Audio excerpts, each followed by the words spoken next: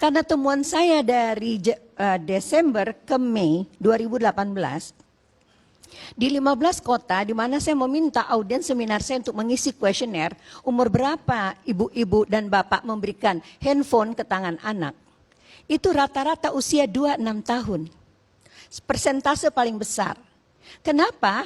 Biar anteng. Nio sambil kita ngaca sama informasi ini. Biar anteng. Kemudian untuk apa lagi? Untuk supaya dia bisa belajar, lihat galeri dan main games.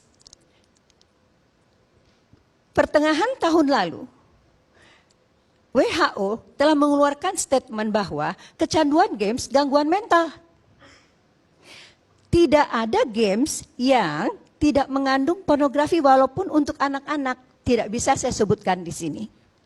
Tapi kita tahu semua, start games diputar anak itu gambar apa yang pertama sekali masuk ke otak anak dan cucu kita. Ya, nah, apa yang terjadi Bapak Ibu, izinkan saya berbagi hal yang amat sangat penting buat kita dan bangsa kita. Saya dan teman-teman melakukan penelitian ilmiah terhadap anak-anak berusia 12 sampai 16 tahun, ya, SD sampai SMA, menggunakan EEG dan functional MRI, ya, dan serangkaian tes kognisi untuk psikologi dan tes parentingnya, lalu ASI, Adolescent Sexual Activity Index. Jadi saya mau melihat bagaimana kerusakan atau gangguan fungsi otak pada anak remaja berusia 12 sampai 16 tahun berdampak terhadap perilaku seksualnya, seperti yang udah berkali-kali kita bahas di sini juga. Terbukti tidak dengan penelitian ilmiah. Ternyata Bapak Ibu, hasil penelitian ini menunjukkan bahwa dopamin yang keluar oleh karena seorang anak melihat pornografi tadi pada usia pelaku ini berusia 12 atau 14 tahun, 16 tahun, itu membuat dopamin mengalir ke depan. Otak depan ini Pak Karni berada pada gelombang delta yang membuat anak ini impulsif. Maunya apa? Sekarang, sekarang juga.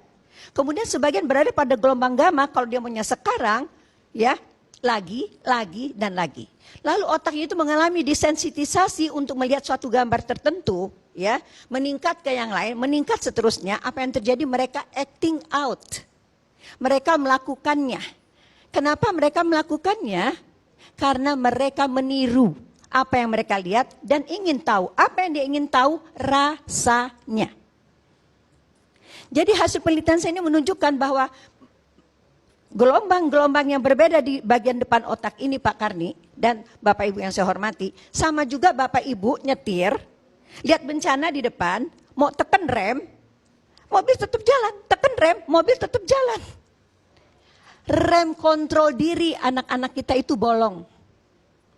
Lalu yang berikutnya adalah fungsi memori, daya ingat, ya. Tadi kontrol diri dan penyusutan Pak Karni pada otak depan 4,4%. Mau bagaimana bangsa ini? 4,4% menyusut otak depan yang membedakan kita dengan binatang. Maka bukan hanya kasus Aris ini, tapi semua kasus pelecehan seksual dan kekerasan seksual itu harus dipulangkan kemari. Di mana kontrolnya dan kendalinya? Satu, kita berhentilah memberikan handphone kepada anak pada usia dini.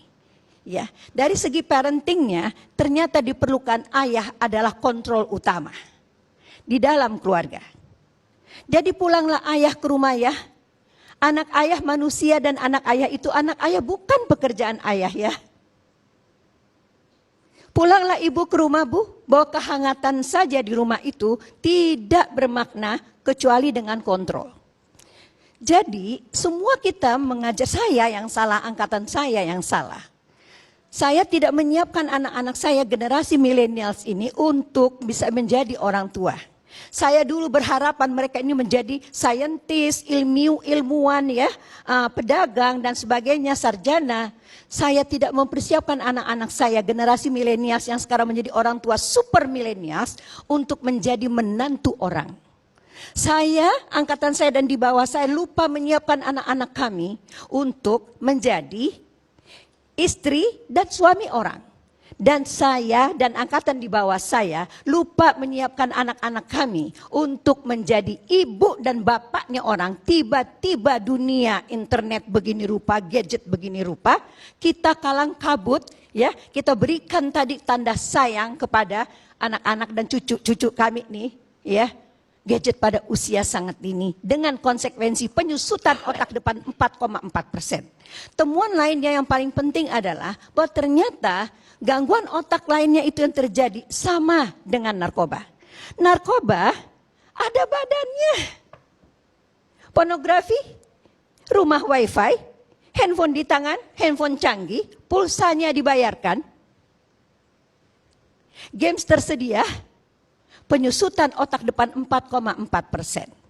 Nah, jadi maksud saya di sini bahwa jalan konklusi ini mau kebirikah, hukuman matikah, berpulang kepada kita sekarang orang tua untuk menjadi orang tua kembali karena ternyata hasil riset yang lain tidak ada hubungannya kecanduan kerusakan otak depan dengan tingkat kecerdasan. Jadi nggak bisa melihat anak-anak dari reputasi akademisnya saja. Ya. Lalu, kalau misalnya yang kita perhatikan hanyalah pelaku saja, pelaku ini semakin mudah, Pak. Mereka udah bukan pelaku, mereka produsen video porno oleh anak-anak SD. Hubungan sejenis luar biasa, belasan ribu, panik Jawa Timur. Iya kan Pak? Di mana-mana kelompok ini banyak sekali. Jadi saya menghimbau ke depan, tadi saya sudah bicara dengan sahabat saya, Bapak Dr. Fidiansyah dan Bapak Deputi Perlindungan Anak Kementerian Pemberdayaan Perempuan.